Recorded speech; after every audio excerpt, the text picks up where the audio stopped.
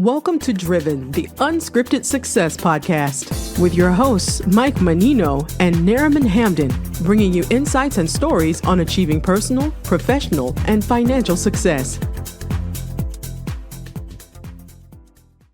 Hi, everybody. It's Michael Menino, and welcome to Driven, Unscripted Success podcast. Today on the podcast, we're interviewing professionals who share their experience with you, the audience, on how they got to where they're at today.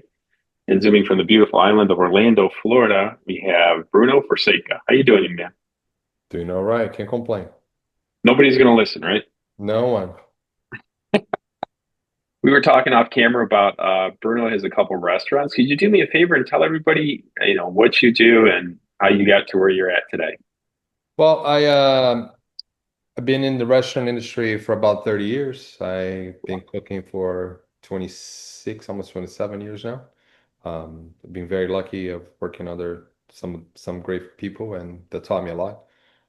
We have a small oyster bar in Winter Garden, Florida, called Bruno's Oysters. It's something that happened to us, kind of an opportunity was thrown to us that we couldn't say no to be in a specific spot here.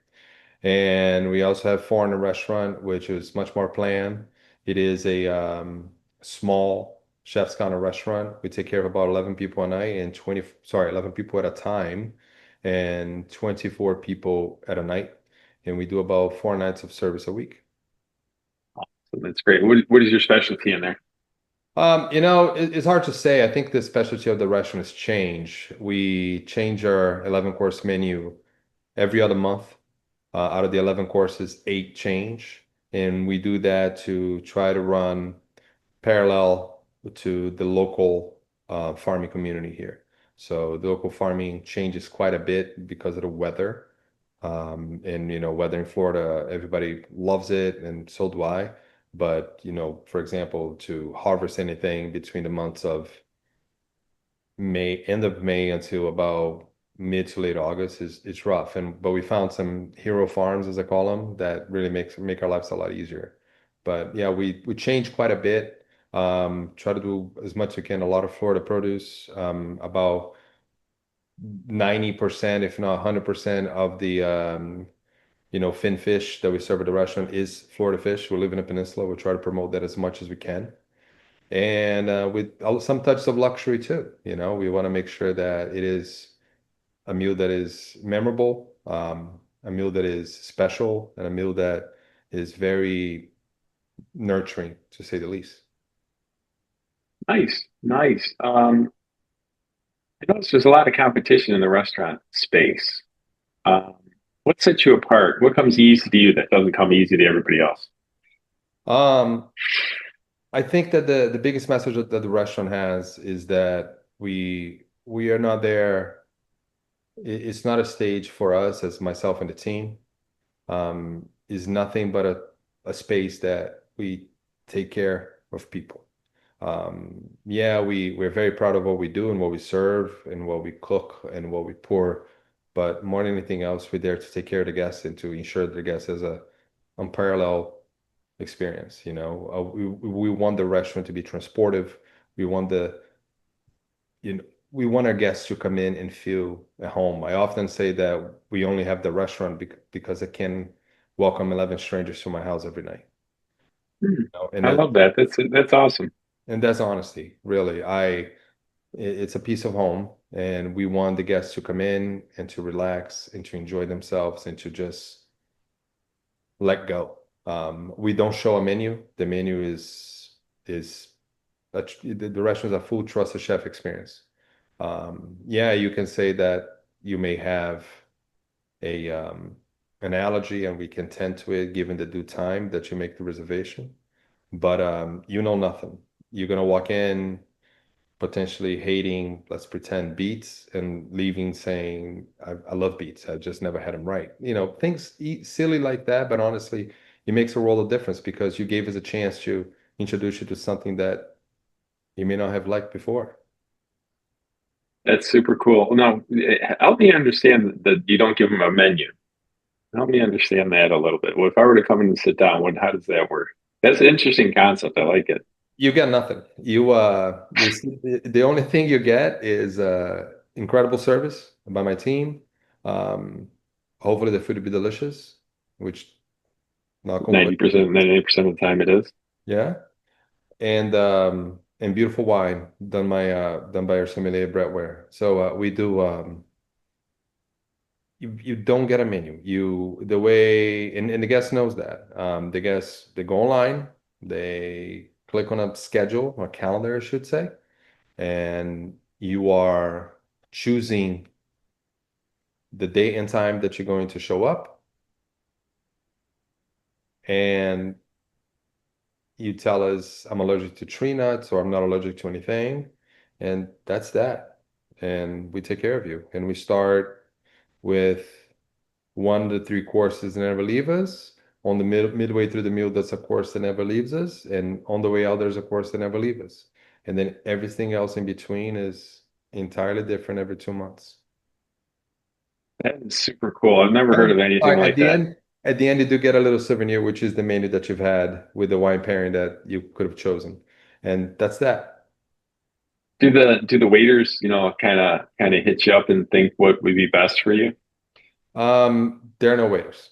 The culinary team um, handles the service. Us chefs, we deliver each course and we let them know about what the courses are. We have two front of the house team members that take care more of the beverages, the replenishment of silverware, 10/20, and all guest needs. They're fantastic. All my team is incredible. I'm incredibly lucky. And it's not tongue in cheek, it's not political correct answer. My team is incredible. They do what they do better than most, if not better than everybody, and just for sheer love of what they do. It's pretty awesome. It sounds so interesting though. There's no waiters and you don't get a menu. And it's a restaurant. I don't think I've heard of one of those out of any restaurant I know of. You Yeah, know, it's it's we very interesting. It's something I've never seen before. it's a unique experience for sure. But honestly, there are a few places here and there to do that, and it's more about you surrendering to something that you potentially wouldn't order. Oftentimes we hear that we have a lot of conversation with the guests. It's a counter. This place is much like if you really derobe the place as a whole, you almost can tell that it was almost inspired on a diner, that you can sit on a counter and you overlook the team member cooking for you and for the rest of the guests, and other people plating for you or for the rest of the guests or whatever have you. And it was built to break the barrier between the entirety of the restaurant to the guests. It was built to show what it is that we do and to Yeah, really yeah, yeah. It's the direct you presentation, harder. the presentation of making the food and stuff, right? Exactly. Yeah. And a lot of times too, as you're sitting on a counter, we are utilizing the counter to plate your dish in front of you. And it's super fun. And I It guess, sounds cool. yeah, and I guess sees the place coming alive, so to speak. And I think there's a bigger, deeper respect from those that sit with us to see what it is that we do, to allow us to do that for them and to see the development of the whole thing. Yeah, that would be super cool. I was gonna ask you a question. What sets you apart? But everything we talked about sets you apart. Yeah, I mean, I like to say so. I think that honestly, what sets me apart more than anything else is the level of commitment and love for what we do as a whole, as a team. I think that's the main thing. Hmm. Yeah, I like that. Love of the team.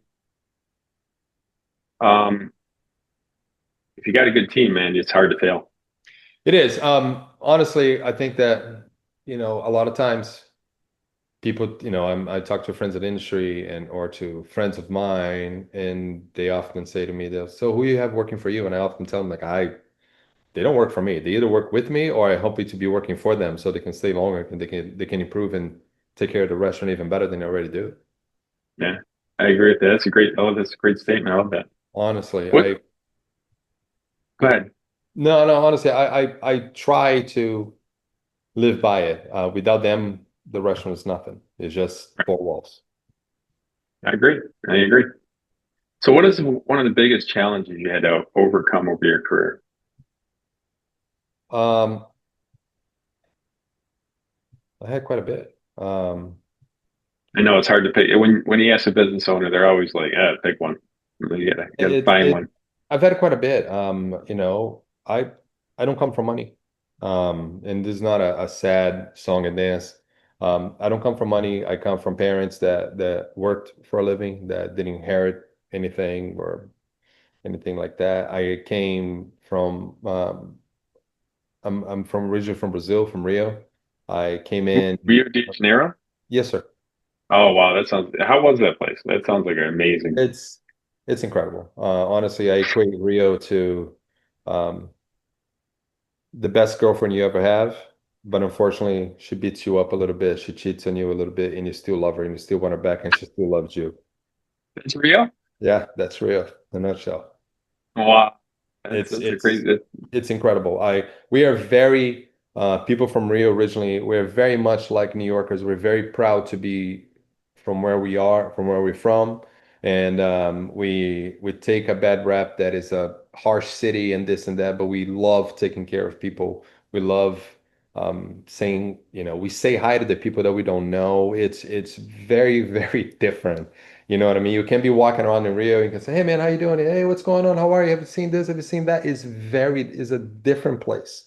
It's the closest thing that I've seen that I've heard people comparing Rio to is like a tropical New York. Hmm, I've okay, yeah, seen a British that man. could relate.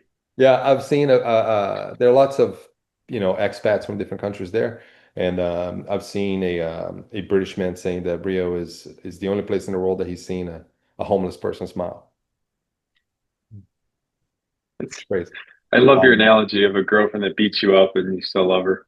Yeah, you still love her, and she loves you back, and she wants you back. But at the end, she may break your heart again, and then the whole thing repeats.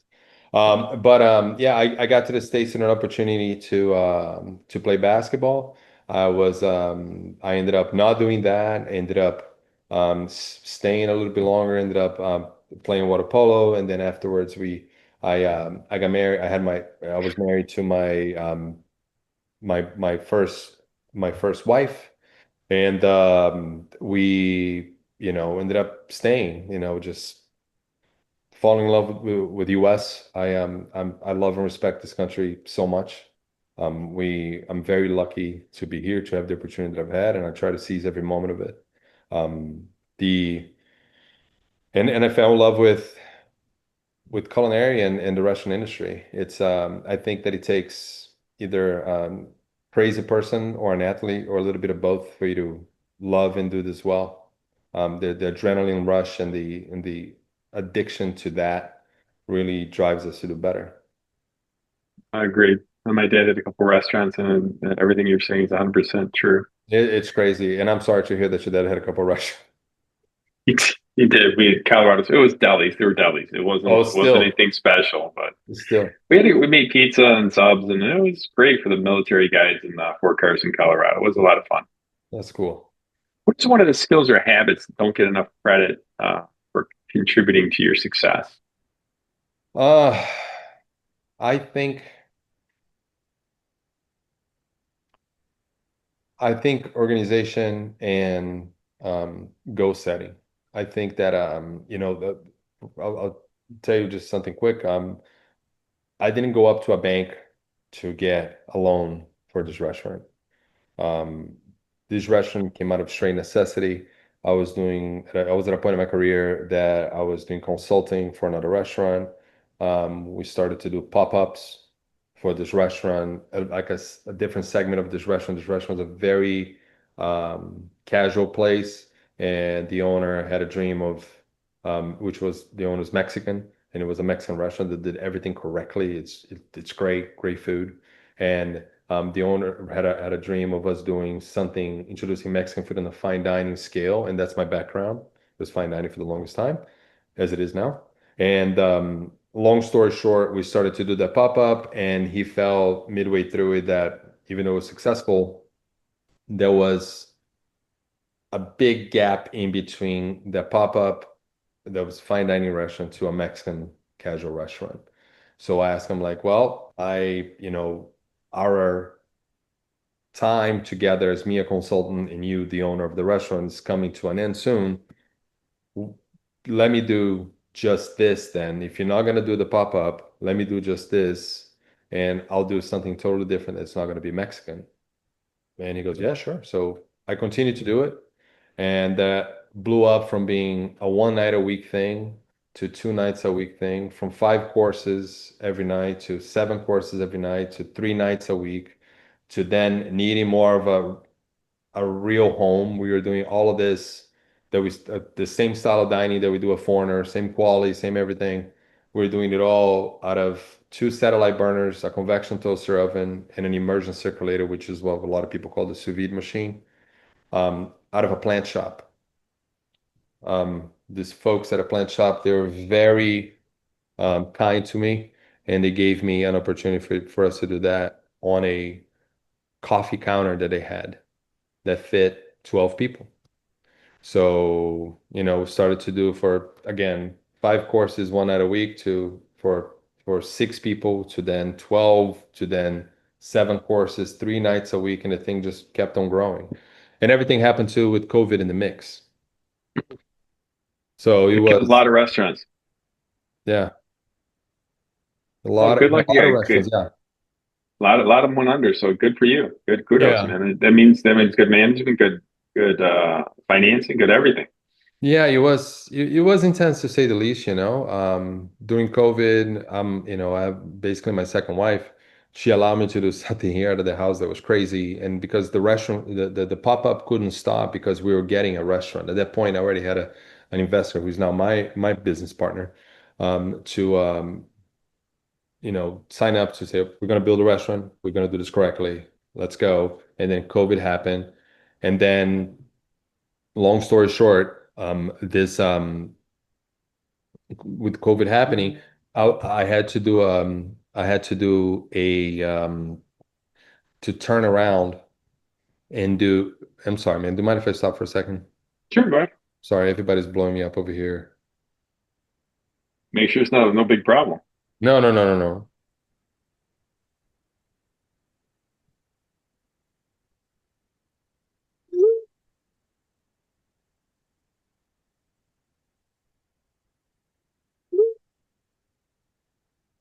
Um, so anyways, going back to it, whenever COVID happened, the pop-up was already, exceeding expectations and Expectations. exceeding everything that it could. And we already had the restaurant happening. We had signed up for something for at least 2 weeks before COVID blew up. And we were able to, um, you know, not do it, to walk away from that deal, which we're lucky. And my partner told me, I'm not walking away from you. We just got to press pause now to see what this thing is going to be like. Nobody knew. Nobody knew. At the same time, the pop-up couldn't stop. And I had to keep going with, disseminating the word, spreading the word kind of thing. And we were able to do out of my home a meal kit. And the meal kit was incredibly crazy and genius at the same time. We were doing a 3 course meal kit for two, coupled with a playlist, a sommelier curated bottle of wine, and a YouTube video class of the playlist of the meal kit. So we would go with a little iPhone 7 and film me opening the box of the meal kit and showing whoever bought the meal kit how to prep it, how to make it, and how to serve it. And then on the next day of the delivery, we would meet up on Zoom to go over any questions and doubts. That's super cool. Yeah, and the first weekend it was 14 meal kits, and on the fourth week on it was 70. Nice. And I would hand deliver them throughout Orlando. Nice. So Nice. 14 to 70. That's pretty good. yeah, I destroyed my little Cherokee that I had, delivering everything and going all over town. I'll leave Friday, that was the day of delivery, at 7 a.m. and come back at like 9 p.m. Wow. It was Wow. crazy. It was huge success. I'm very thankful, but looking back, I'm like, I don't know if I could do that again. It was crazy, but I probably would be able to Let's do hope it. there's no more COVID. Yeah. Sounds like things are going pretty well for you. Thinking about the future, have you ever considered or done passive income, making money for not doing anything? No, I'm addicted Yeah, to work. okay. I'm addicted to work. I think that the biggest, if there's such thing as passive income, would be to own and operate 3 or 4 restaurants at the same time that I'm not, Managing. well, that I could manage from afar at the same time. I wouldn't be able to tell you that I'm the chef of that kitchen. I think there'll be a lie. I would potentially place somebody very capable, if not excellent, hopefully excellent, to run that specific restaurant, and I'm just assisting with advice, assisting with whatever share knowledge I can give that person, and that's that. But still operated, making sure that things are done correctly, even though from afar. But as far as just owning a piece of land and just waiting on it, I don't think I'm the guy. I could be wrong, but I don't think I'm the guy. That makes sense. Um, we're going to be wrapping up in a little bit, wondering what exciting plans you have for the next 6 to 12 months. Oof. You got an interesting restaurant to begin with. That's crazy. Yeah. I hope they were busy enough to grow our team so I can support the team that I have currently even more. So that means that I would like to do, right now we're doing 4 nights a week on service. Maybe we do um, 5 services within 4 days, meaning that we take back up on the brunch that we used to do on Saturdays. We used to do a multi-course brunch that was great. But for that, I need to grow my team because the turnaround between my Friday nights and Saturday to then work brunch and dinner is just too much on one team. So I'll have to do 2 to 3 more people to be able to do that. I would love for me to also grow the business at the Oyster Bar and improve on what it is that I can serve out of there. It's such a small space, but and our guests love it, but I want to improve it a little more. But 6 to 12 months, honestly, I think my biggest goal is to I have 2 big goals is to be better for my team so I can then in turn all of us together can be better for our guests and also to be a better father. Everything else is just fluff. Noise. White noise, they call it. Yeah. Hey, Bruno, thank you very much for the interview. Really do appreciate it. If anybody wants to get in contact with you, how would they do that?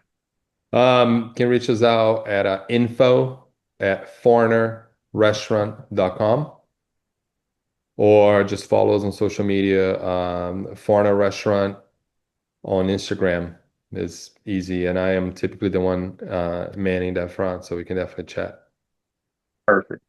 Thank you very much for the interview. We'll let everybody else go. And for everybody, please like, subscribe, and hit the notification button. Appreciate your time.